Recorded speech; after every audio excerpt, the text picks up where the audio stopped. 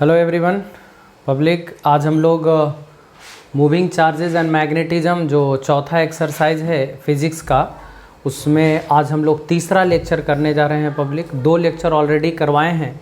तो जो हमने इससे पहले का जो लेक्चर करवाया था उस लेक्चर में हमने आप लोगों को बताया था पब्लिक इलेक्ट्रिक फोर्स और मैग्नेटिक फोर्स के बारे में हमने डिस्कशन किया था कि इलेक्ट्रिक फोर्स और मैग्नेटिक फोर्स, इसके बारे में हम लोग चर्चा किए थे public. What is electric force, what is magnetic force, ठीक है। तो हमने बताया था कि अगर कोई चार्ज इलेक्ट्रिक फील्ड में या तो रख दीजिए या तो फेंक दीजिए इलेक्ट्रिक फील्ड में, तो इस पर इलेक्ट्रिक फोर्स हर हाल में लगेगा। चाहे आप रख दीजिए चाहे फेंक दीजिए, लगेगा ही लगेगा। और कितना लगेगा पब्लिक इलेक्ट्रिक फोर्स? तो Q इंटू ई के बराबर इलेक्ट्रिक फोर्स Q इंटू ई के बराबर लगेगा। लेकिन अगर किसी चार्ज को पब्लिक हम लोग मैग्नेटिक फील्ड में भी वेलोसिटी से थीटा एंगल पर फेंकेंगे तभी फोर्स लगेगा। आप मैग्नेटिक फील्ड में रख दीजिएगा तब भी नहीं लगेगा, मैग्नेटिक फील्ड के सेम डायरेक्शन में फेंकिएगा तब भी नहीं लगेगा, अपोजिट डायरेक्शन में फेंकिएगा तब भी नहीं लगेगा। तो इसका फॉर्मूला हमने बताया था मैग्नेटिक फोर्स का, बताया था Q भी क्रॉस B के बराबर, Q भी क्रॉस B के बराबर यानी Q भी B साइन थीटा के बराबर। इसका मैग्नीट्यूड, फोर्स का मैग्नीट्यूड यही था। यानी कहने का मतलब जो मैग्नेटिक फोर्स है इसका मैग्नीट्यूड Q भी B साइन थीटा के बराबर फोर्स लगा। ओके, Q इंटू ई इलेक्ट्रिक फोर्स हो गया, Q भी B साइन थीटा या Q भी क्रॉस B मैग्नेटिक फोर्स लगा, है ना पब्लिक। तो ये हमने इसके बारे में चर्चा किया था। इसका डायरेक्शन निकालने के लिए हमने बताया था कि राइट हैंड पाम रूल का यूज़ करते हैं। राइट हैंड पाम रूल में हमने बताया था कि थंब वेलोसिटी का डायरेक्शन, 4 अंगुली मैग्नेटिक फील्ड का डायरेक्शन, तो जो पाम होगा हथेली वो फोर्स का डायरेक्शन बताता था। एक एग्जांपल भी हम कर ले पब्लिक, जैसे मान लिया जाए ये है ना मैग्नेटिक फील्ड का डायरेक्शन और obviously dot dot dot magnetic field बाहर को दिखलाता, मतलब आउटवर्ड मैग्नेटिक फील्ड को दिखलाता है, आउटवर्ड मैग्नेटिक फील्ड को दिखलाता है। और किसी चार्ज Q को पब्लिक भी वेलोसिटी से हम लोग फेंकें मैग्नेटिक फील्ड में, तो इस पर फोर्स किधर लगेगा? तो आइए रूल से हम बताते हैं। अंगूठा वेलोसिटी के डायरेक्शन में, वेलोसिटी के डायरेक्शन में अंगूठा को ले लिए और ये जो 4 उंगली होगा वो बाहर की तरफ खुलेगा। ये अंदर नहीं खोलना है, बाहर की तरफ खोलना है पब्लिक। तो देखिए हम बाहर की तरफ खोल रहे हैं, देखिए ये वेलोसिटी के डायरेक्शन में हो गया अंगूठा, 4 उंगली बाहर की तरफ खुला पब्लिक, देख रहे हैं ना। ये जो अंगूठा है वो वेलोसिटी की तरफ, उधर वेलोसिटी है और 4 उंगली बाहर की तरफ है, हथेली नीचे जा रहा है ना। इसका मतलब इस पे फोर्स जो लगेगा पब्लिक किधर की तरफ लगेगा? नीचे की तरफ। तो ये हमने रूल बताया आपको पब्लिक कि मैग्नेटिक फोर्स का डायरेक्शन हम लोग कैसे निकालते हैं राइट हैंड पाम रूल से, ठीक है। तो ये था लास्ट लेक्चर का कहानी। आज का जो लेक्चर होगा इस लेक्चर में हम आप लोग को बताएंगे पब्लिक कि किसी भी मतलब अगर ऐसा जगह में हम लोग किसी चार्ज को फेंकते हैं जहां पे इलेक्ट्रिक फील्ड और मैग्नेटिक फील्ड दोनों है, अगर इलेक्ट्रिक फील्ड और मैग्नेटिक फील्ड दोनों है, ऐसा जगह में किसी चार्ज को फेंकते हैं पब्लिक, इलेक्ट्रिक फील्ड है तो इलेक्ट्रिक फोर्स लगेगा, मैग्नेटिक फील्ड है तो मैग्नेटिक फोर्स भी लगेगा। लेकिन उसका कंडीशन भी हम बताएं आप लोग को कि मैग्नेटिक फोर्स कब लगेगा, है ना।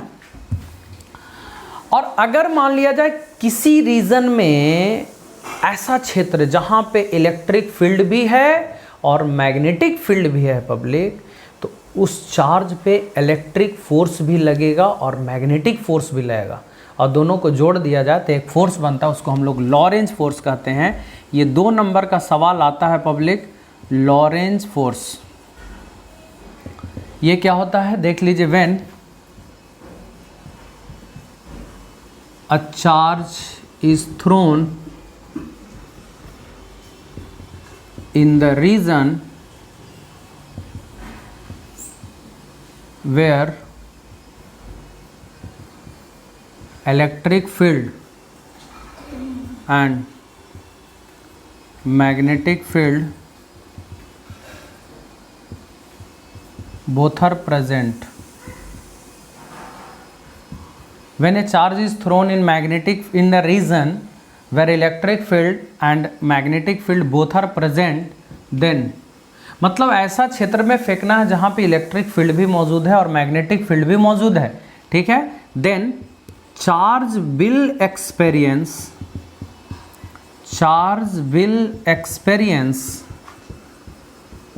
Electric force as well as magnetic force.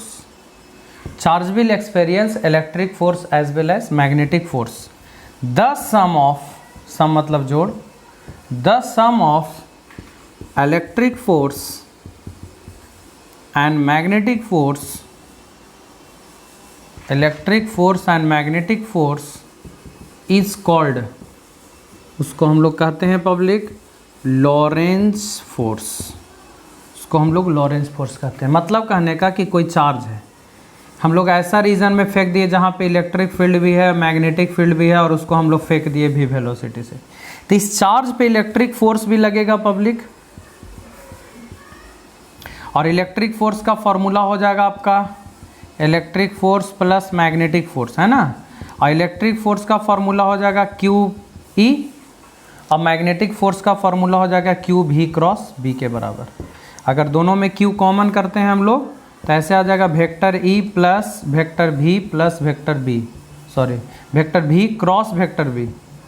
याद रखिएगा अगर क्यू यहाँ से कॉमन करें तो वेक्टर ई बचेगा ना, प्लस भी क्रॉस बी। माने इलेक्ट्रिक फोर्स और मैग्नेटिक फोर्स के सम को लॉरेंज फोर्स हम लोग कहते हैं, ठीक है।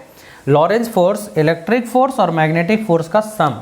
लेकिन याद रहे कंडीशन में होना चाहिए। कंडीशन कहने का मतलब कि ऐसा नहीं कि जिधर मैग्नेटिक फील्ड है उधर ही हम लोग चार्ज को फेंक दिए।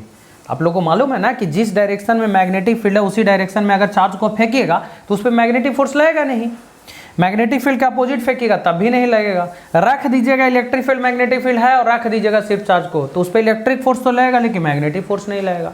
तो फेंकना है, थीटा एंगल पर फेंकना है, भी वेलोसिटी से फेंकना है, तब भी जा करके उस पर फोर्स लगेगा।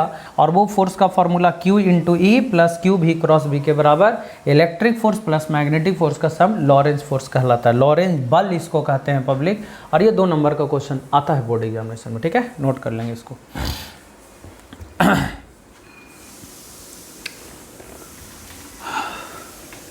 अब इसके बाद हम लोग चर्चा करते हैं पब्लिक कि किसी भी चार्ज को अगर मैग्नेटिक फील्ड में फेंकें तो उसका मोशन कैसा होगा।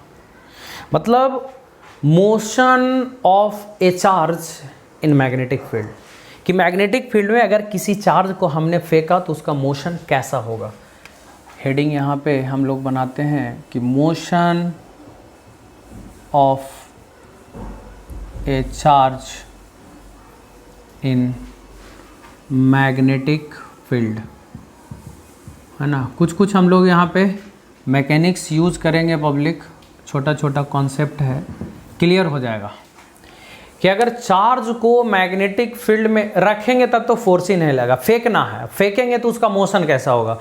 मैग्नेटिक फील्ड में गोल गोल घूमने लगेगा, इस तरह से करने लगेगा, पीरियोडिक करेगा, माने कैसा मोशन होगा उसका। और वो मोशन का चर्चा भी हम लोग करेंगे पब्लिक कि किसी भी चार्ज को अगर मैग्नेटिक फील्ड में हम लोग फेंकते हैं तो उसका मोशन कैसा होता है। चलिए आइए इसका चर्चा करते हैं पब्लिक हम लोग।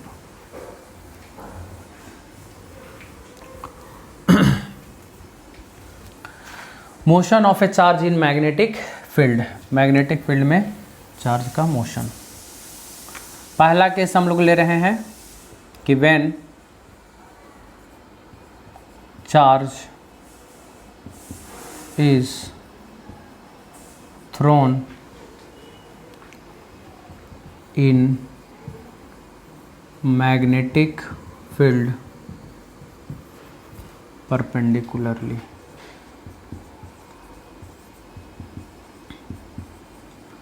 पहला केस ले रहे हैं पब्लिक कि अगर चार्ज को मैग्नेटिक फील्ड में, मैग्नेटिक फील्ड के परपेंडिकुलर चार्ज को फेंकते हैं तब जाकर के उसका मोशन का एनालिसिस करेंगे कि उसका मोशन कैसा होगा। आइए पब्लिक हम लोग जानते हैं। थोड़ा सा ध्यान देंगे पब्लिक,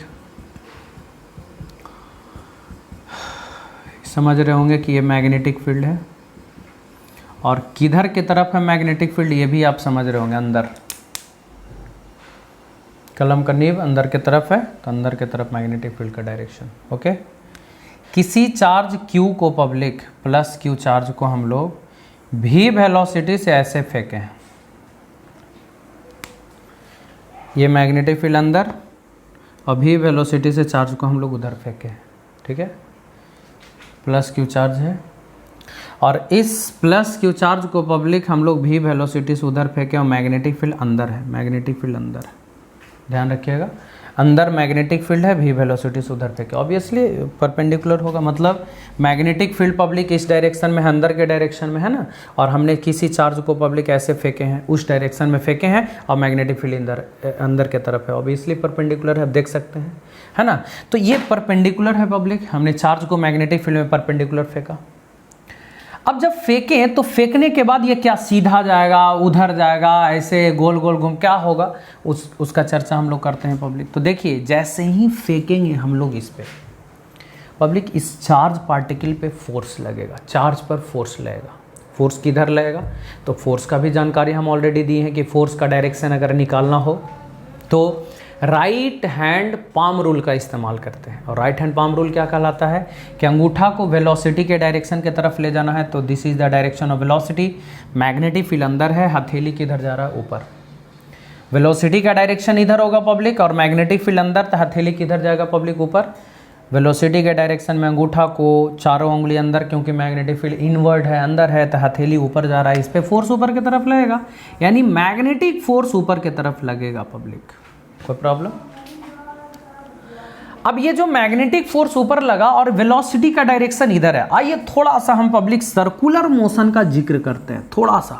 अगर आप पढ़े होंगे 11th क्लास में सर्कुलर मोशन, अगर नहीं पढ़े हैं तो वीडियो उसका अवेलेबल है, वहां से आप परचेज करके पढ़ सकते हैं पब्लिक, ठीक है। सर्कुलर मोशन, तो ये आपका सर्कुलर मोशन, सर्कुलर पाथ है, सर्कुलर पाथ पे वेलोसिटी का डायरेक्शन देख सकते हैं पब्लिक, इधर सर्कुलर पाथ है, कोई भी बॉडी सर्कुलर पाथ पे घूम रहा है, सर्कुलर पाथ पे जब घूमेगा तब वेलोसिटी का डायरेक्शन हमेशा टेंजेंट के तरफ होता है।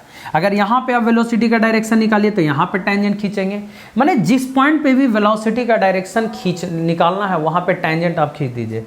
और उसके बाद जो फोर्स लगता है पब्लिक, सेंट्रीपिटल फोर्स एक लगता है, जब कोई भी बॉडी सर्कुलर पाथ पे घूमता है ना, तो उसमें एक सेंट्रीपिटल फोर्स लगता है पब्लिक, सेंट्रीपिटल फोर्स, ध्यान रखिएगा। वेलोसिटी का डायरेक्शन टेंजेंट की तरफ हुआ और सेंटर के तरफ एक फोर्स लगता है, दैट इज सेंट्रीपिटल फोर्स। और बिना सेंट्रीपिटल फोर्स का कोई भी बॉडी सर्कुलर पाथ पे नहीं मूव कर सकता है। यानी सर्कुलर मोशन का जिक्र करें पब्लिक तो फोर्स और वेलोसिटी दोनों एक दूसरे के परपेंडिकुलर होगा, और परपेंडिकुलर में दोनों के बीच का एंगल 90 डिग्री, और जब 90 डिग्री होगा तो बॉडी का देख लीजिए मोशन कैसा होगा पब्लिक, सर्कुलर। यानी फोर्स और वेलोसिटी, इस बात को याद रख लीजिए पब्लिक, अगर फोर्स और वेलोसिटी एक दूसरे के परपेंडिकुलर होगा then body will move on circular path.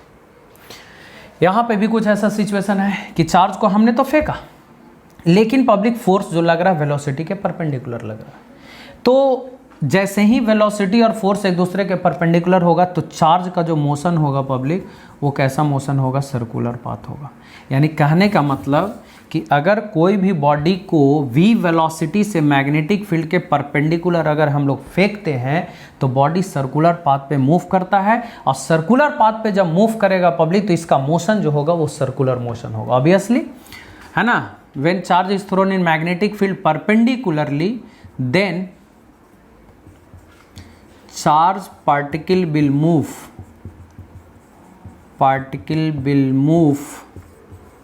on the circular path, circular path पे मूव करता है ना, सर्कुलर पाथ पे मूव करेगा, और जब सर्कुलर पाथ पे मूव करेगा पब्लिक तो उसको सेंट्रीपिटल फोर्स चाहिए, है ना। जो सेंट्रीपिटल फोर्स होगा, इसको गोल गोल घूमने के लिए सेंट्रीपिटल चाहिए, तो सेंटर की तरफ कौन लग रहा है, मैग्नेटिक फोर्स ना, तो सेंट्रीपिटल फोर्स मैग्नेटिक फोर्स के क्या होगा, बराबर होगा। यानी centripetal force is equal to magnetic force.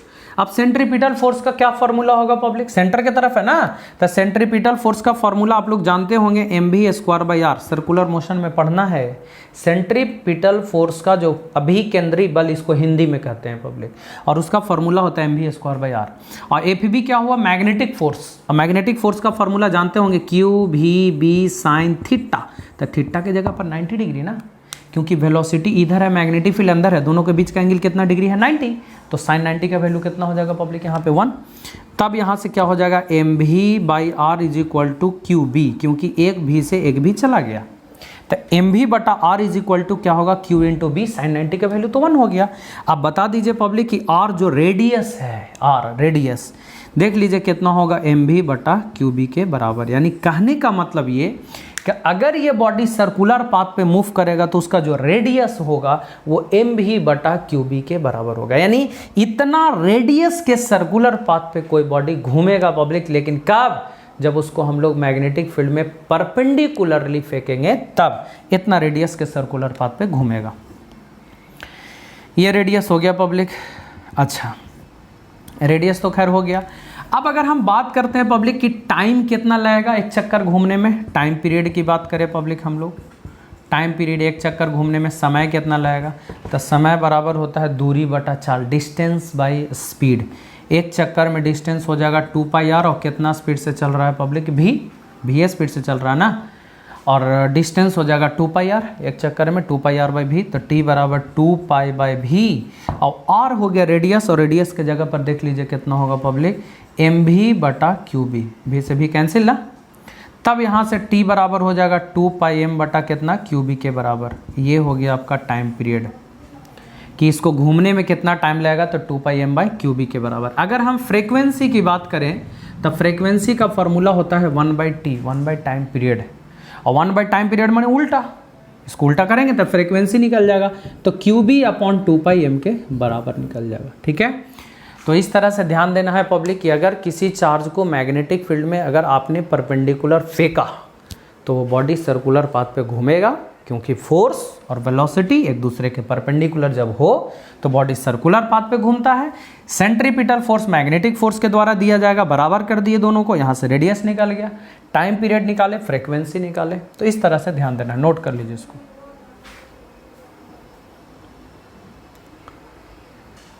हो गया पब्लिक। तो ये तो था कि अगर हम लोग परपेंडिकुलर फेंकेंगे तब ना, अगर मान लिया जाए हम कोई और एंगल पर फेंकेंगे तब, कि मैग्नेटिक फील्ड के साथ अगर हम कोई और एंगल पर फेंकेंगे, ठीक है, मैग्नेटिक फील्ड इधर है, हम भी वेलोसिटी से इधर फेंकें, तो मैग्नेटिक फील्ड के अगर परपेंडिकुलर फेंकिएगा तो ऑब्वियसली है कि गोल गोल सर्कुलर पाथ पे घूमेगा। मतलब ये तो ठीक है कि परपेंडिकुलर जब था तो हम लोग फेंक दिए उतना, लेकिन पब्लिक अगर 90 डिग्री छोड़ करके कोई और एंगल पर अगर हम लोग फेंकते हैं तब क्या होगा, है ना, motion of A charge in magnetic field. दूसरा केस है कि व्हेन